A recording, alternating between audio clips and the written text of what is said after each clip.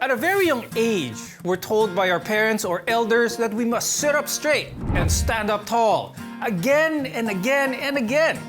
Come to think of it, you do look better instantly. But more than that, you'll actually feel better. And there are many reasons why. Improving your posture has many payoffs. Today on the program, we'll look into the many benefits of a healthy posture, what it means for your spine, your lungs, your digestive system, and blood circulation, your energy level, and overall self-confidence. I'm Dr. Freddy Gomez. Welcome to MedTalk Health Talk on CNN Philippines.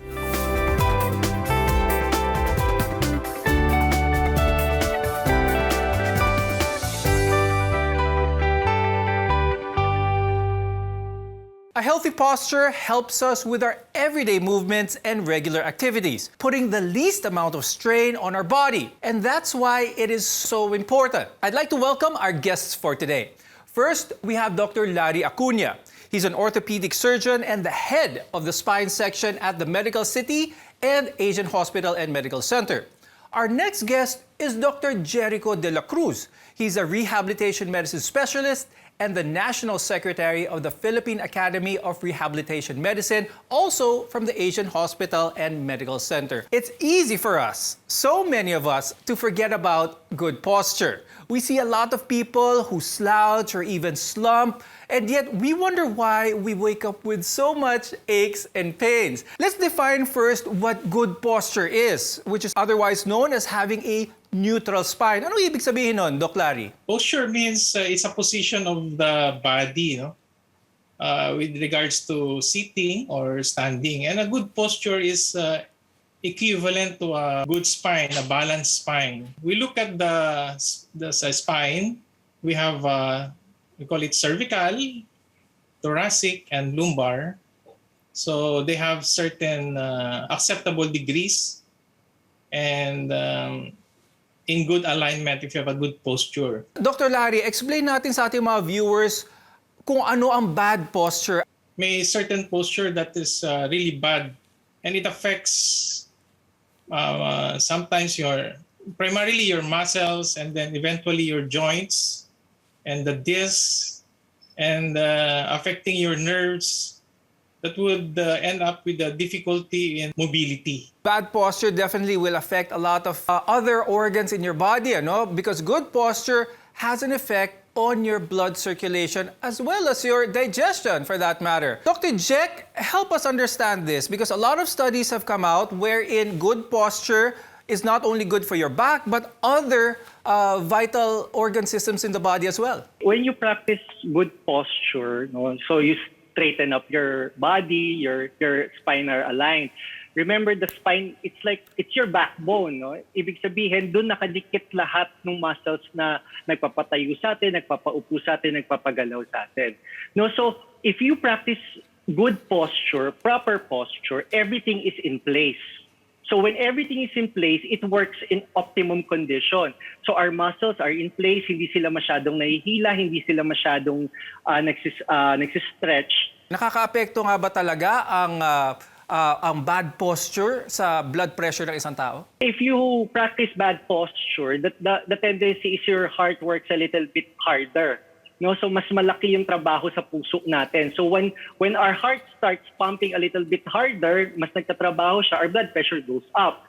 So if we practice good posture, our accessory muscles, our muscles of the limbs, the upper and the lower extremity, helps with our blood pressure. So our heart doesn't work that hard, so mas maganda yung blood pressure natin lumalabas. Dr. Jack, how does sitting up straight help with both our lungs, our breathing, as well as our functional digestive system? Ang sinasabi sa atin nung bata tayo, stomach in, chest out, chin up. So technically, you're expanding your chest wall. Lumalaking chest wall natin, it gives space for the lung to expand. So when you give more space for the lungs, mas marami tayong oxygen na nakukuha kasi lumalaki yung area na pwede nating punuin. So in effect, mas maganda yung ating breathing. No, in terms of our digestion, mas maganda rin yung position natin as compared that if we are slouching. If we're slouching, we're compressing our internal organs. Remember, everything needs room. Pag pinasok mo yung pagkain, so kailangan mag-expand din yung tiyan natin. No? So kung maganda yung ating position, maganda ang ating posture, we have room for expansion. Doc Larry, let's explain naman what sway back is and anong epekto nito sa ating katawan. Yung sway back kasi di-distort yung spinal alignment. So, yung magkakaroon ka ng tawag doon exaggerated thoracic kyphosis, and then yung neck mo medyo naka-hyperextend. With poor balance, poor posture, you will end up having muscle pains and fatigue earlier. Usually pagka may sway back ka, mas nag-exert kasi effort yung sa lower back mo and then neck muscles as well. Please explain to our viewers kung ano naman yung forward head. Yung forward head naman, yung neck mo hyper flex, no? Parang naka-forward, from the name itself, naka-forward yung head over in relationship to your neck. So strained yung mga neck muscles mo with that kind of posture. Dr. Jack, is it possible na meron tayong mga viewers dito who don't even notice na meron silang sway back, meron silang forward head? Ano yung kaya mga common effects na pwede nilang maramdaman that might make them think that they have these conditions? Yung ating curvature ng spine mas mas lumalaki, no? Ang tendency kasi ng sway back, yun yung mga taong parang parating nakasandal pa naglalakad, no? You feel like you're falling backwards.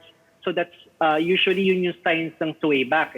Yung sa forward head naman, mas madami yan ngayon, no? Especially in the advent of our technologies, parati tayong nakayuko.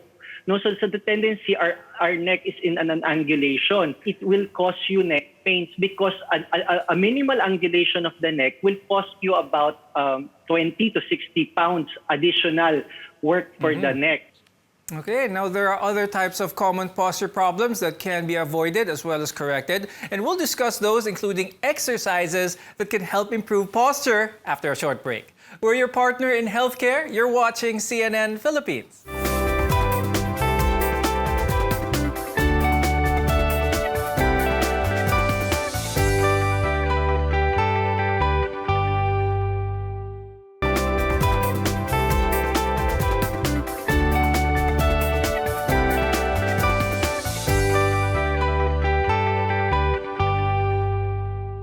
Good posture involves teaching your body to sit, stand, walk, and even lie down in positions without straining your supporting muscles and your ligaments. It means your blood is flowing more easily and your organs are functioning without any obstructions. Welcome to MedTalk Health Talk. We're here to create a healthy tomorrow. I'm Dr. Freddy Gomez. Dr. Jack, please describe this for us, itong flat back and its effects sa ating katawan. Flat back naman, technically parang kabaliktaran ng sway back. No? Yung sway back kasi nag-increase yung curvature of the lower spine. Yung sa flat back naman, dumidiretso siya. So the tendency is hindi mo mabaluktot, no? Hindi mo siya madiretso yung spine mo kasi diretsong-diretso siya. So hindi ka makatayo ng diretso pataas. So what happens is you tilt your pelvis forward, you flex your hips and you flex your knee to be able to stand up straight. Now, let's go to another posture syndrome known as kyphosis, which is common in older women. Dr. Jack, can you please describe what kyphosis is? Kyphosis in our vernacular in Tagalog, yung kuba, no, nakukuba siya. Usually it happens when you have problems with the vertebral bodies. Lumiliit siya, nagkakaroon tayo ng wedges, no? So lumiliit siya, so nagkakaroon ng deformity with our spine, so nakukuba tayo. So that's the main problem with your kyphosis. Speaking of kyphosis, bakit ito mas madalas nakikita sa mga babae at advancing age? What is the main culprit for this? As you advance your age, yung buto nagiging brittle. So may tendency magkaroon ng osteoporosis, Yung osteoporosis kasi is a silent disease that causes fragility, fracture of the spine. So yun yung effect ng osteoporosis.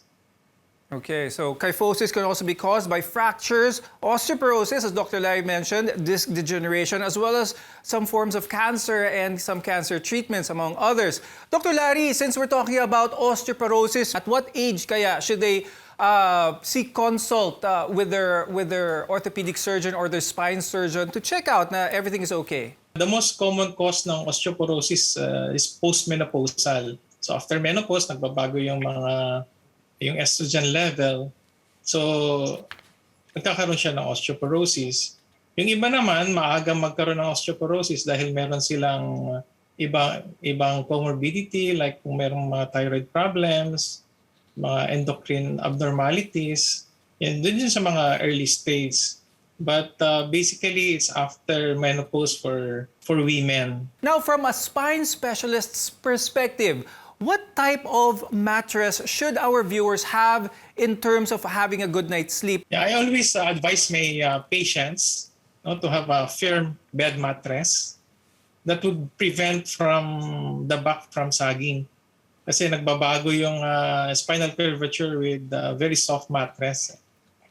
And with regards to the use of pillow, I always advise my patients to make sure that the head is always at the same level with the shoulder to prevent neck pains later on. Now, we're your partner in healthcare here on MedTalk Health Talk. When we return, we'll share some exercises that can help with good posture. So stay with us.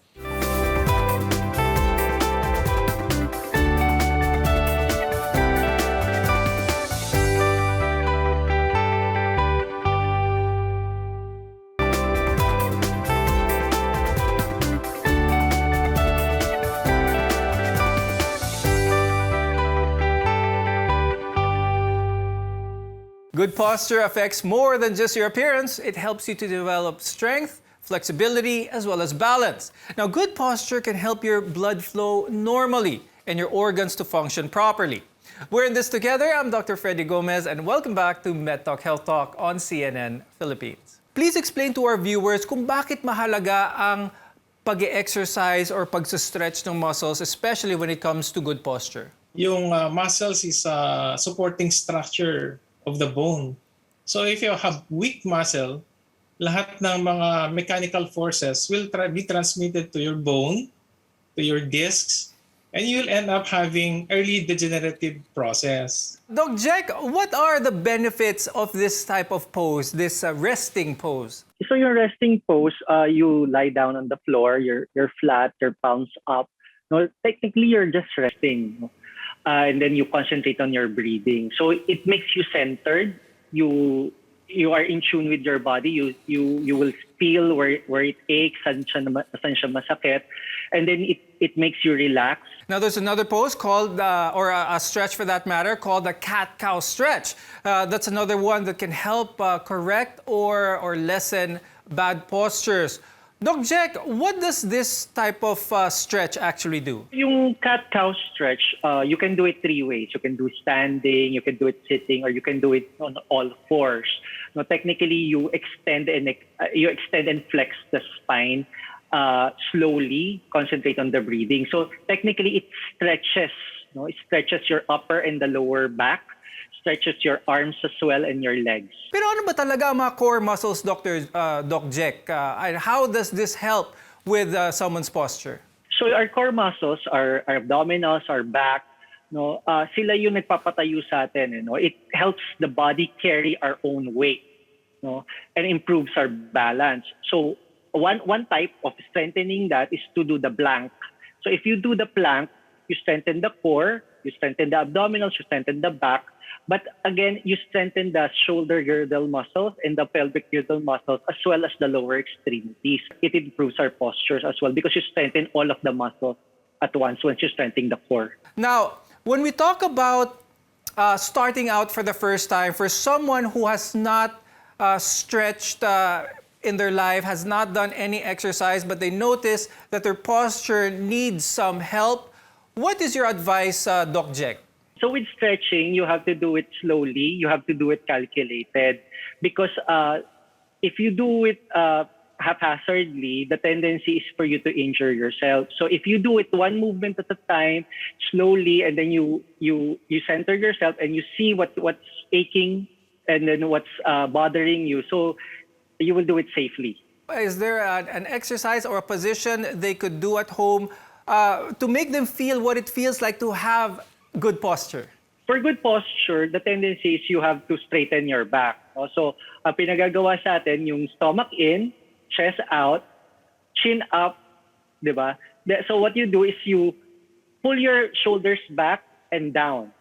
No? So you will feel a little bit of strain on the lower back, but you can see you're standing tall and you're breathing well. Now, Dr. Larry, there's also a condition which a lot of our viewers may be familiar with, and that is a herniated disc or a slip disc. Now, this can cause extreme pain, especially in the lower back. It can really be debilitating. For that matter, how is this best treated? The first thing is to prevent it from having it.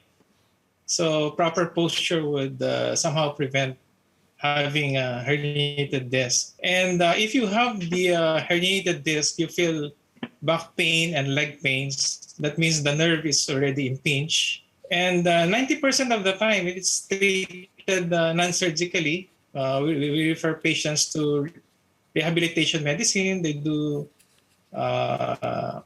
modalities to decrease the inflammation and eventually decreases the pain and strengthen the muscles. Doc Jack, a lot of our viewers also are familiar with correcting apparently what's called subluxations of the bones. In short, pinapatunog, kinakrak yung kanilang bones in order to have a corrected spine by... what is your opinion in this type of practice? As a rule of thumb, hindi siya maganda, no? Because yun nga, nabanggit nga ni Dr. Larry, sometimes if you have problems, especially with the spine, if you have brittle spine, you might, just cracking it might cause fractures. So as a rule of thumb, mas maganda hindi natin siya gagawin. Do you have any advice, Doc Jack, for our viewers before we go? So the best part is to practice proper posture, and then you try to exercise your core muscles, try to exercise a lot, especially at this time of the pandemic, so that our body will be in tip-top condition once we start going outside. And Dr. Larry, any advice for our viewers when it comes to good posture? Yeah, aside from the having good posture, you have to shift position from time to time. Like when you're sitting most of the time, you should take a break at least every hour and do your stretching to avoid back pains. Our take home for this is check with your doctor, your orthopedic surgeon, your rehab medicine specialist, your physical therapist, or even a trainer to help you identify and hopefully correct your posture. With that, I'd like to thank our guests for today, spine surgeon Dr. Larry Acuña and rehabilitation medicine specialist Dr. Jericho De La Cruz. Maraming salamat sa inyo. I'm Dr. Freddy Gomez, and thank you for watching MedTalk Health Talk on CNN Philippines.